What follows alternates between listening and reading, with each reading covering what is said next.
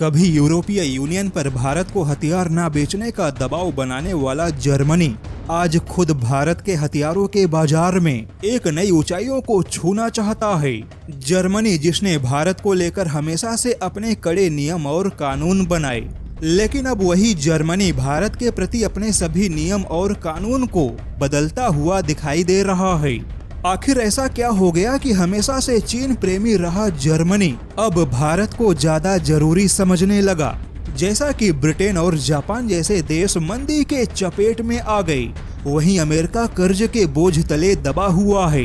ऊपर से रूस यूक्रेन युद्ध के वजह से यूरोपीय यूनियन अपने आवश्यकताओं को पूरा नहीं कर पा रहा है। यूरोपीय यूनियन की आर्थिक महाताकत कहलाने वाला जर्मनी भी बदहाल है।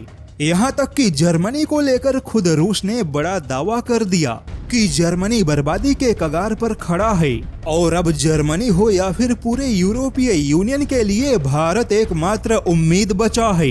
जैसा कि जर्मनी जिसने कोरोना काल खत्म होने के बाद फिर से चीन के साथ व्यापारिक समझौते को आगे बढ़ाया, लेकिन चीन फिलहाल अपने ही समस्याओं में फंसा है। चीन की बड़ी बड़ी परियोजनाएं फेल हो रही हैं और हालात ऐसे हो गए कि चीन की खराब होती छवि, चीन के चालबाजी और कई सारे जोखिमों को ध्यान में रखते हुए यूरोपीय यूनियन ना तो चीन में निवेश करना चाहता है और ना ही अब चीन यूरोपीय यूनियन में कोई निवेश कर रहा है। यहाँ तक कि पिछले 4 सालों में चाइना और यूरोपीय यूनियन के सम्मेलन का मुख्य उद्देश्य भी फेल हो गया।